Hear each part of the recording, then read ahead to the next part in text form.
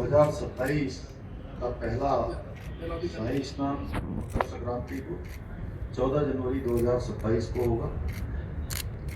दूसरा अमृत स्नान और फिर मौनी अमावस्या 6 फरवरी, बसंत पंचमी 11 फरवरी, माघ पूर्णिमा 20 फरवरी और महाशिवरात्रि का अमृत स्नान 6 मार्च 2027 को और फागुन का अमावस्या अमृत स्नान 8 मार्च 2027 को।